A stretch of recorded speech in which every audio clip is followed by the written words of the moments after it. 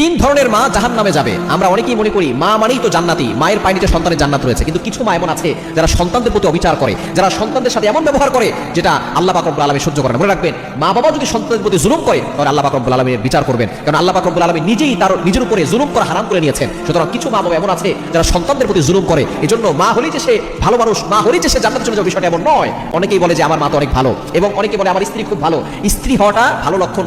ভালো একজন মানুষ তখনই হবে যখন সে শাশুড়ি হবে এবং নিজের ছেলের বউর সাথে নিজের মেয়ের মতো আচরণ করবে, তখনই সে আদর্শ একজন ভালো মানুষ হতে পারবে। কিন্তু অনেক মা ভালো, কিন্তু যখনই ছেলেটাকে বিয়ে দেয় তখন বউয়ের সাথে আর ভালো ব্যবহার করতে পারে না। এজন্য ভালো ব্যবহার তখন হবে, আদর্শ মানুষ তখন হবে যখন সে নিজের ছেলের বউর সাথে ভালো ব্যবহার করবে। তিন ধরনের মা। নাম্বার ওয়ান, এক নম্বর হচ্ছে যারা নিজের সংসারের সন্তানদের ভিতরে ঝগড়া লাগিয়ে দেয়, নিজের মা স্বার্থের জন্য আপন ভাই বোনের ভিতরে ঝগড়া লাগিয়ে দেয়। আপন ভাই বোন দেখা যাচ্ছে মায়ের কারণে তারা যুগের পর যুগ ধরে কথা বলে না। এজন্য যেই মা নিজের সন্তানের ভিতরে ঝগড়া লাগিয়ে দেয় সেই মা জাহান্নামে চলে যাবে। এবং দ্বিতীয় নাম্বার হচ্ছে যেই মা নিজের সন্তানদের অধিকারগুলো দেয় না, হকগুলো দেয় না।